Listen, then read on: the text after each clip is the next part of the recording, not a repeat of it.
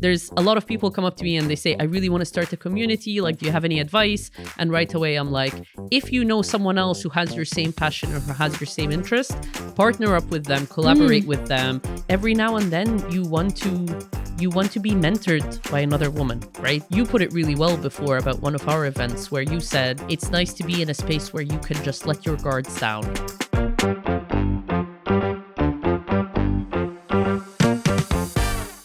This episode is brought to you by MozCon, the leading SEO conference where you will learn to become a better search marketer. Hi, welcome to the first episode of MozPod. My name is Chima Meje. I am the Senior Content Marketing Manager at Moz. And my guest today is the fantastic, incredible, talented community leader and everything in between, Areej AbuAli. Hey, Shima. Thanks for having me. Thank you. Thank you so much for joining me, Areej. Today, we're going to be talking about a topic that is very close to my heart as our very first topic and also very first episode, celebrating Women's History Month. We're going to be talking about why we need safe spaces in male-dominated industries. Areej, I'm just going to head into it. Is that okay? Go for it. All right, let's go. The first question is, what motivated you to create Women in Tech SEO? Were there specific incidents or gap you wanted to address? Yeah, that's a big question. But yeah, first of all, thank you so much for having me. This is so exciting. I created Women in Tech SEO a little over 5 years ago now. And it was because I was starting to feel really demotivated and discouraged in the industry.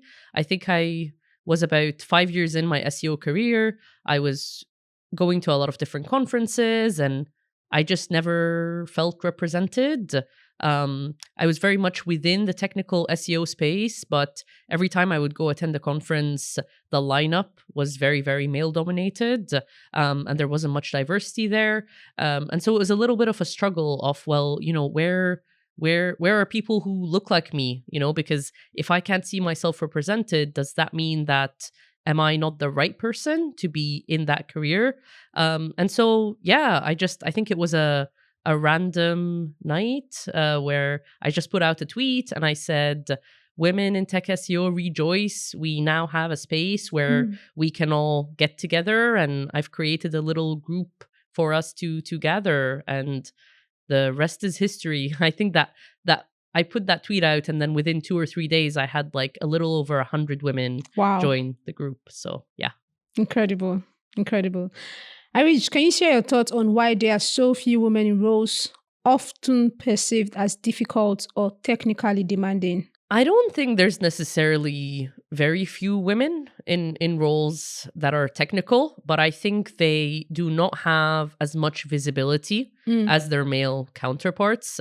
If we think about our industry in SEO, for example, even just from a technical SEO perspective, it was, there are thousands of us. Like the group has a little over 7,000, 8,000 members right now. We have, 40, 50,000 followers. Like these are all brilliant women who are interested in the field of technical SEO. So there are a lot of us, but we may not necessarily be getting the visibility that we need to be getting because, in spaces like, in the conference space or in different publications or in knowledge hubs or things like that, you tend to find they are very, very male dominated.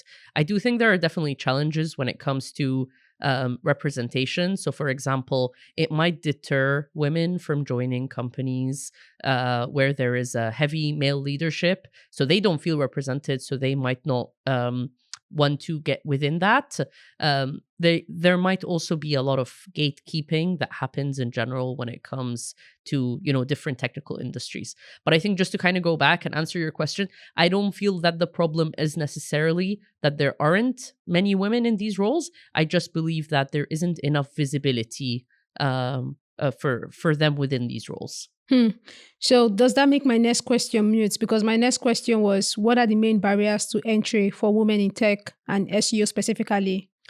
Yeah, I mean, I think I think we're very, very lucky in our industry that the barriers to entry is very low, to be honest. Like SEO is one of these industries where you don't have to have a certain certification, or you don't necessarily need to have gone to a specific university or so forth. Like there isn't a lot of it can be learned on the job, which is amazing. And so that's why, the barriers to entry in general can be very, very low.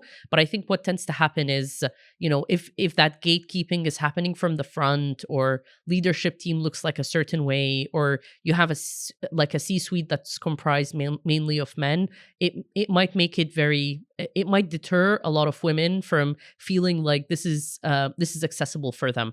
If we think about like the general PR or marketing industry, instead, there's a lot of women who come to mind who head up agencies that are purely focused on PR or marketing or journalism, and that might encourage a lot of women. Then this is why we tend to see a lot of women within these industry, because there's a lot of more visibility on them.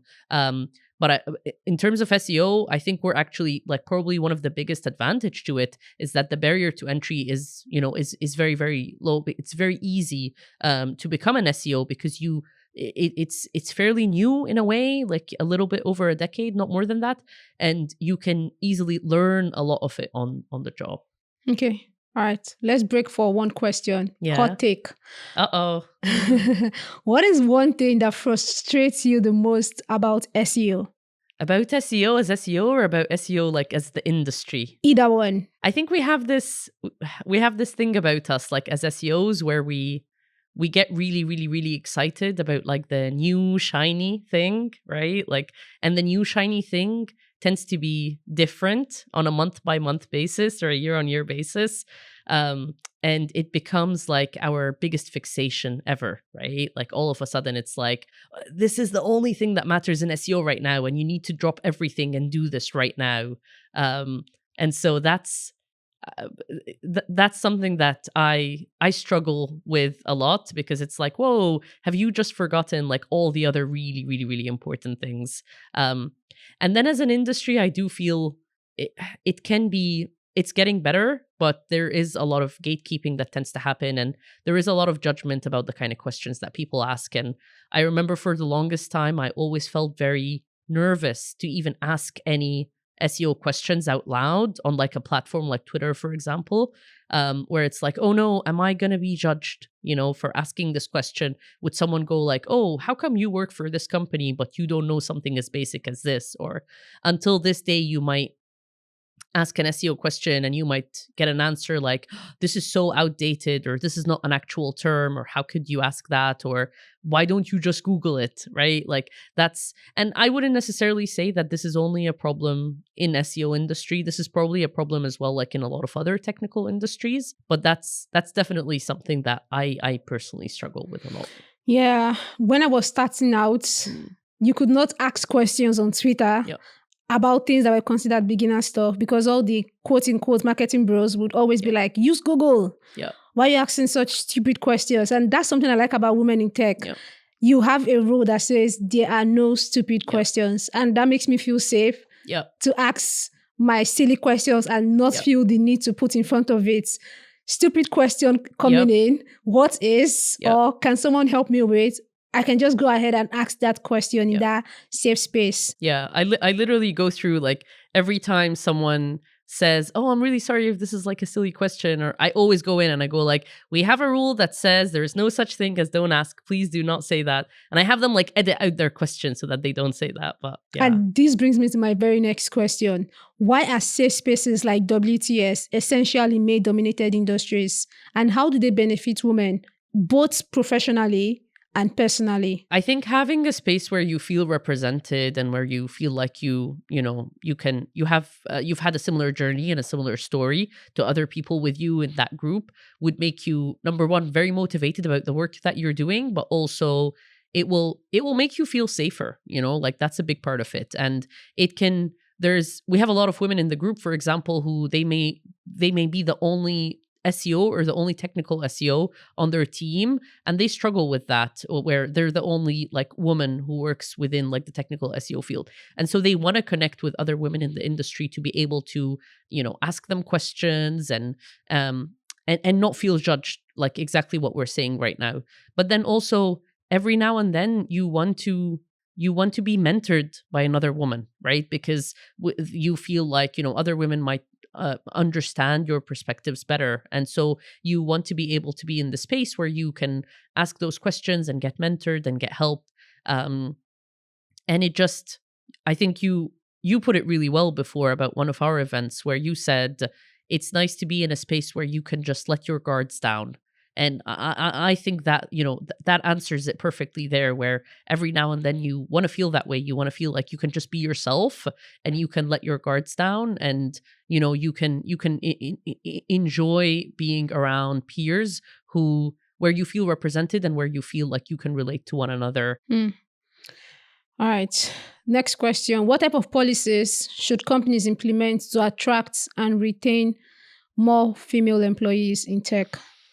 Yeah, I mean, there's probably like, I don't know, three different things. I mean, if we think number one in terms of like your basic needs, which is, your salary expectations and your benefits, there's always a lot of talk around like gender pay gap and how this is such a problem, not only here in the UK and also in the US, but also like in a lot of countries around the world. Like having that transparency in salary is key and very important, and ensuring that, folks who are doing the same job, no matter what gender they might be, are being paid equally and the same is extremely important. So I would say that's just there, like in your basic needs, right? And the more transparent you are about the stuff, the better it will be in general, whether you're putting jobs out there in the world or within actual teams in the company. And then secondly, when it comes to the different like benefits and policies, like it's very important to talk about like parental benefits as a basic need. But when I say parental benefits, I'm not only talking about maternity leave.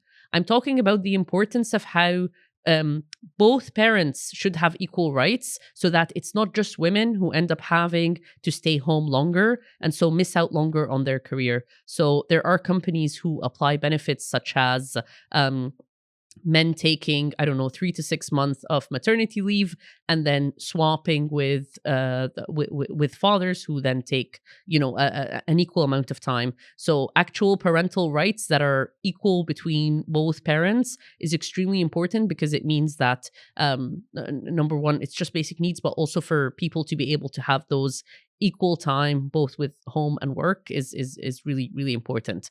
And then thirdly, I think around training, this is something that a lot of companies struggle with as well when it comes to, if someone has had some time off work and they're coming back, like how do we re-onboard them or how do we retrain them for their role is really, really important.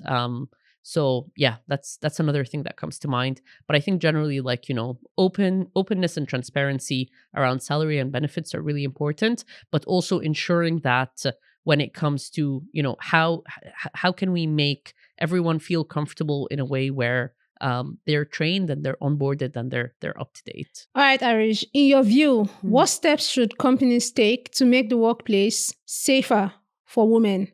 And I'm asking this question in context of the fact that I recently ran a poll for one of the blogs we were putting out at Moz. And the poll question was, why did you leave your SEO role? And people were messaging me, women specifically, to say that the question that I did not ask, that was part of the poll, should have been around not feeling safe in the workplace. Actionable, real steps that companies can take to make the workplace safer for women. I think there has to be a proper, like, robust reporting system in place. What do you mean?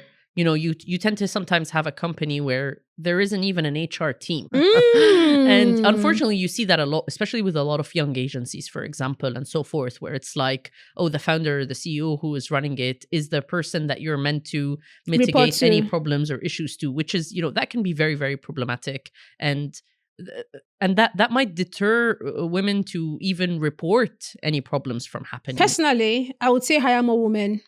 I work in an all-women team at Moz. I feel very, very safe working in an all-women team.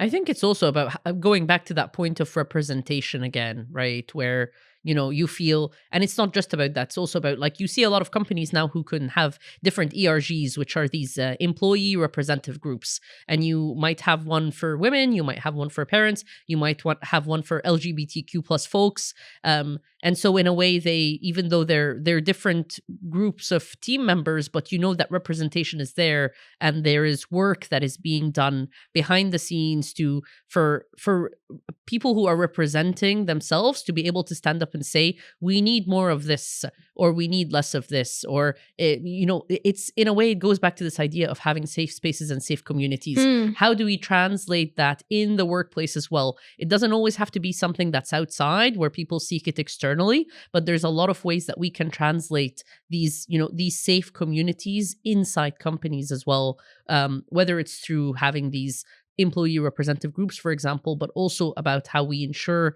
that diversity is first in mind when it comes to hiring. Hey there, my name is Chima Meje, and I want to take a moment to talk to you about MozCon, our podcast sponsor. MozCon is not just your average SEO conference. We hold our speakers to the highest standards and insist on fresh talks with unique insights you've never seen anywhere else. Beyond incredible talks, we're committed to platforming more female marketers, including experts like Lily Ray, Amanda Jordan, and me. For women attending MozCon, we're providing a dedicated meeting space where you can connect with other women in tech SEO in a safe and welcoming environment. I can't wait to see you at MozCon in June. Grab a ticket at mz.cm/podcast.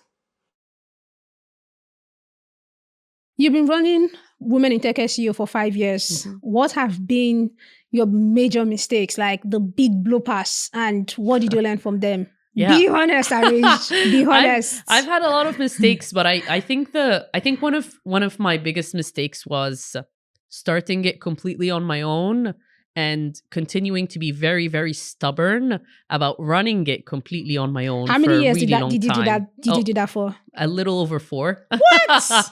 I've only gotten a little better in the last year when I started working with some brilliant people, and I'll definitely shout out Erin Simmons and Cass Briscoe, who help me a lot now. They're part of the core team and we do a lot of work together. And the massive difference it is to add those different perspectives in place, because you do end up becoming very, very sidelined with this is how it's done and this is the right way. But it can, number one, it gets so lonely and it gets really overwhelming as well when you kind of have all of that on your shoulder. I'm just dialing back to the fact that 4 years, Women in Tech SEO already had 5K members at 4-year counts. Yeah. And you were running a community of 5K members alone. Yeah. It's not healthy. And you had a full-time job. Yeah. And you were running Women in Tech SEO in London. Do you see how many things this woman was doing by herself? I don't, but I mean, I think that's a mistake though, to be honest. I don't think that's healthy. And there's a lot of people come up to me and they say, I really want to start a community. Do you have any advice? And right away, I'm like, if you know someone else who has your same passion or who has your same interest, partner up with them, collaborate with them. It makes a massive, massive difference to have a team, to have people that you trust and you can depend on and that you can brainstorm with, and also to have these different perspectives, right? Because at the end of the day, you're one person with one thoughts. I would say that was probably one of my biggest mistakes. I know why you did that. Areej's husband, he spoils her. Her husband spoils her. He's a developer and he takes care of all the difficult bits. So she can just be like, husband man, do this and do this and do this. I do have an awesome husband. His name is Amr and he is brilliant, and he has done our entire website, and see? He's been very jealous lately because I've been talking to him about my new crew, and he's like, I'm crew member 0. I've always been part of the crew, but you just never talk about me. But thank you for shouting him out. He is absolutely brilliant. Here's the reason. I piggyback off that because when I started my own community, freelance coalition for developing countries, the first thing I did was to hire a community manager. The second thing I did was to hire a graphic designer, then a developer, then a video editor, because I knew that there was no way I was going to be doing my MSc, running my business on the side, working with clients, trying to understand how to live in a new country. Yep. and also run the FCDC. Yeah. Like, I think you've done it the right way. yeah, And I definitely, I can't even imagine. I would have passed out, man. I would have passed out. Yeah. Nah, that's incredible. All right, Areej, do you want to turn the tables and ask me something now? I would absolutely love to know, and you can be really honest about this. Like, I could lie. How and if women in tech SEO, because you've been part of the group for a really long time now, and you've spoken in our events, and you're speaking this year in Berlin as well. Like, has it impacted you, like, professionally in your career or on a personal level? I'm just going to go back to when I moved to the UK. I moved to the UK in January 2022. February, I think it was 6th or 5th. I can't remember the day, but I remember it was the first week of February. Literally less than 1 month after I moved to this country. And then I walk into central London, first time in my life. Walk into central London, walk into Women in Tech SEO. And I remember the goosebumps I felt. Goosebumps all over my body from seeing a room filled with women in SEO, a technical field. I have never experienced anything in my life like that. That feeling will stay with me forever. And immediately I felt like I was part of something special. I had not even met Areej at that point, but already I was like, Areej has done something incredible. That's my first feeling of being in a community. And it just made me feel like I was not alone, because being someone in SEO, working remotely can feel very isolating. So walking into that room, 400 women, for the first time in my life, working in this industry, I felt like I was not alone. Second, Crystal and Rejoice were coming towards me. They knew it was my first time in the UK. I didn't know anybody. And then they just took me under their wings. They didn't leave my side, introduced me to some few people. So Women in Tech SEO has been a safe space for me. It has made me not to feel isolated. It has helped me to build relationships. And when I say relationships, I don't mean work relationships. I mean like personal friendships, the type I've built with like Lydia, Infante, and some other people. And it goes beyond work. It goes so much more beyond work. That's what community has done for me. So if I count my blessings since moving to the UK, I will always count Women in Tech SEO, and specifically the London events, as something that has been pivotal in helping me build a life here. So thank you for that, Areej. Thank you for sharing that. Thank you for sharing it. All right, my final question. I can imagine that running WTS must be so challenging. What has been the most rewarding part of running Women in Tech SEO? I mean, I think the first example that comes to mind is two very, very brilliant community members come to mind. So it's Tori Gray and Sam Torres who met on the Women in Tech SEO community. Really? I have no idea. There you go. I thought they already knew each other before Women in Tech. They met on the group, and then they ended up being co-founders of an agency that is thriving now, like the Grey Dot Company, one of the best technical SEO agencies out there.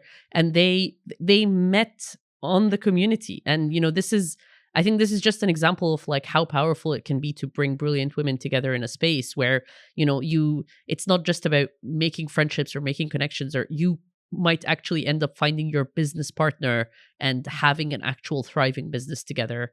There is, we've mentored hundreds of people. We've run tons of conferences. We've paid so many women for the work that they do.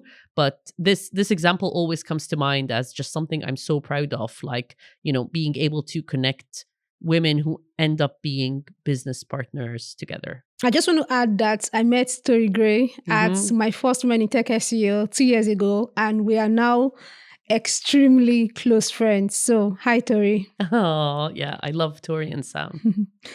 If you haven't bought a ticket yet, Women in Tech SEO is happening in Philadelphia later this year. Areej, what's the date? September 19th. September 19th. So get a ticket. Moz is a sponsor, and I would love to meet you there. And that's it on MozPod. This episode was engineered by Saul Fox, produced by Chima Meje and Joe Cameron, my manager behind the scene. And our YouTube footage was filmed and edited by Sarah Galpin. That's it for MozPod today. And remember, curiosity did not kill the cat. It just increased the search rankings. Bye-bye.